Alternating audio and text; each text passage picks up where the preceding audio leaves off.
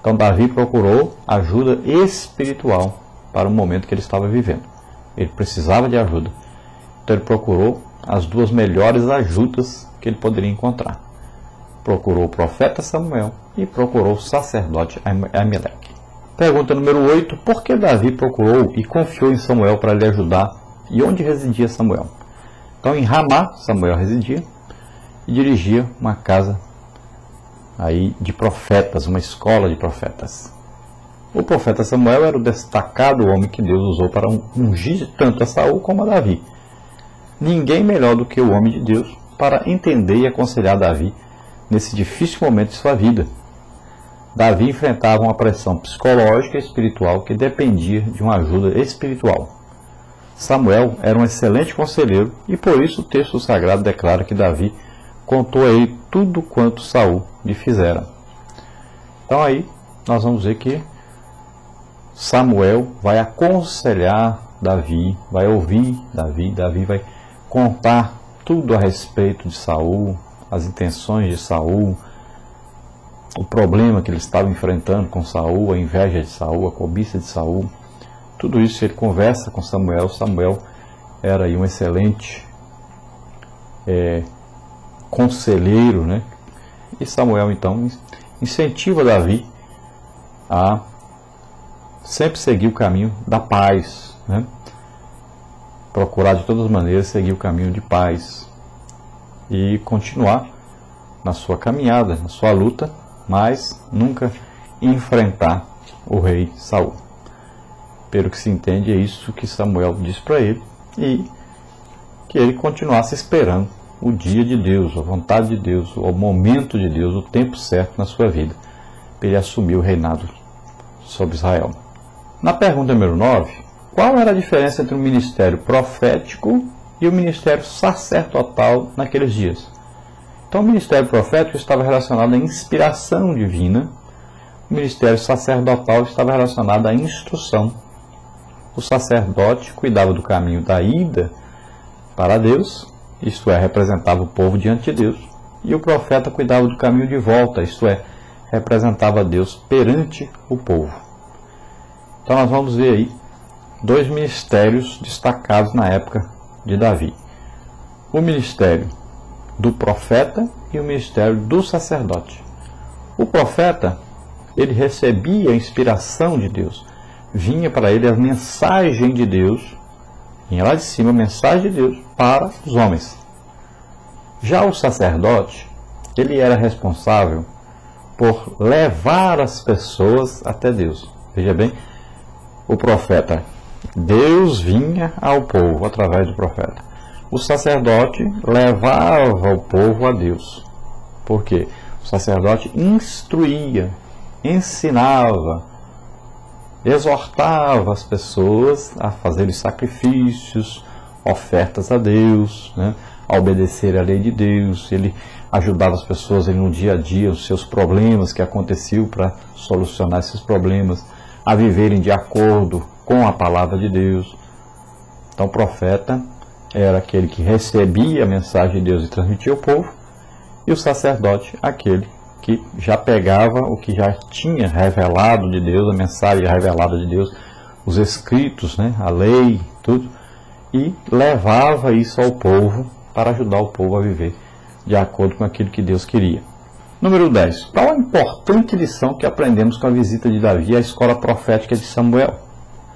Então Davi buscou refúgio na escola profética de Samuel, e certamente ela trouxe aí o refrigério à alma aflita de Davi. A unção tem o poder de quebrar o jugo. Então Davi estava vivendo um momento difícil, sobrecarregado, psicologicamente abatido, sufocado, né? Vivia ali num jugo terrível. Imagine viver fugindo. A coisa mais terrível que existe é a pessoa viver fugindo o tempo todo, pensando: será que vão me matar hoje? Será que vão me matar amanhã? Vai dormir, qualquer barulhinho, pronto, já chegou o inimigo para me matar. Então é uma coisa muito difícil. E Davi, quando vai à escola profética de Samuel, se ele realmente fosse ser morto por Saul, Samuel saberia. Samuel era profeta de Deus, e Deus falaria que Saul mataria. Então, naquela conversa que ele tem com Samuel, ele já sabe que não vai ser morto por Saul, já fica mais tranquilo. Samuel deve ter lhe dito que realmente ele ia reinar sobre Israel, ele tinha sido escolhido, que ele podia ficar tranquilo. E ele realmente se tranquilizou. E isso foi aí um alívio, né? E essa unção de Deus que estava presente na escola profética, porque eles se reuniam para adorar a Deus, né, para receber a mensagem de Deus, essa unção poderosa de Deus, essa presença de Deus sempre quebra o jugo, quebra esse poder das trevas, quebra também essa tristeza que invade o coração das pessoas. Porque na presença de Deus sempre existe essa alegria, né, essa comemoração de estar com Deus, e alivia essas cargas, né, pesadas do dia a dia, dessas lutas que nós temos no dia a dia. Número 11. Qual a importante lição que aprendemos com a visita de Davi ao sacerdote Aimeleque? Então, complete. Pode acontecer de um crente estar esperando o tempo de Deus e assim mesmo ocorrerem problemas, também fraquezas e dificuldades, como foi o caso ocorrido quando da visita de Davi ao sacerdote Aimeleque. Essa visita ao sacerdote Aimeleque foi terrível, porque custou a vida dos filhos aí de Aimeleque. Foi uma confusão terrível. Saul matou ali os sacerdotes também, foi uma coisa terrível essa visita de Davi. Mas Davi precisava de uma arma. Ele pegou aí a espada de Golias, né? Precisava se alimentar, precisava de aconselhamento e precisava de um conselho, uma direção, precisava de um apoio. E os representantes de Deus seriam as pessoas mais importantes para dar esse apoio a Davi. E Davi recebeu esse apoio também do sacerdote Aimeleque. Então Davi, como estava num tempo de problema, de fraqueza e dificuldade, ele recebeu aí uma ajuda para que ele pudesse então novamente levantar a cabeça, ficar animado e esperar com paciência no Senhor. Veja bem que naquele tempo Israel estava totalmente sem armas, né? Sem espadas, sem lança. E Davi precisava, nem que fosse para caçar um animal, para fazer qualquer coisa, precisava de uma arma. E até para se defender no caso de alguém querer matá-lo, né? Às vezes até um empregado, né, de Saul que quisesse agradar o seu rei, de crescer dentro lá nas posições reais, né, ali dentro da corte real. Então poderia alguém querer matar Davi. Davi precisava se defender, precisava de uma arma.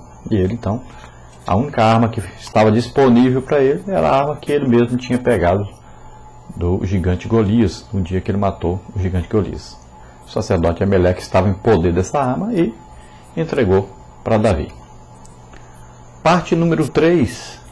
Davi continua esperando o tempo de Deus.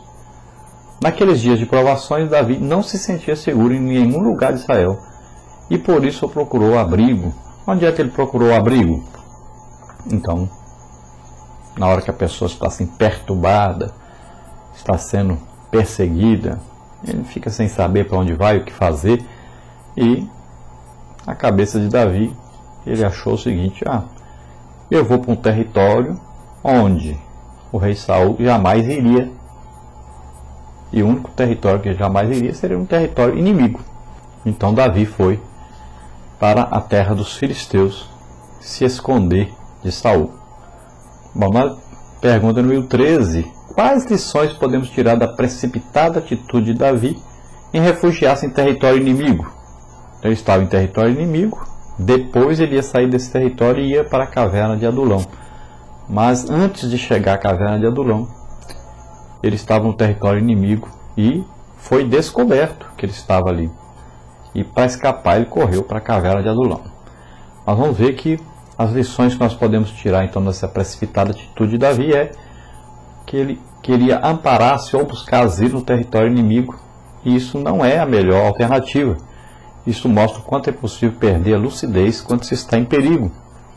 Sua experiência mostra-nos que devemos pensar bem antes de tomar qualquer atitude e decisão, principalmente quando estamos sob forte pressão. Sendo descoberto pelos filisteus, o filho de Jessé foge para a caverna de Adulão, local que pelas defesas naturais proporcionava-lhe proteção. Então vamos ver que no momento de opressão, no momento de indecisão, nós devemos pedir conselhos, pedir ajuda às pessoas, pensar bem, analisar, ver o que Deus quer, seguir sempre a orientação de Deus para resolver os nossos problemas, porque às vezes uma atitude precipitada pode ocasionar a nossa própria morte ou alguma coisa terrível em nossa vida.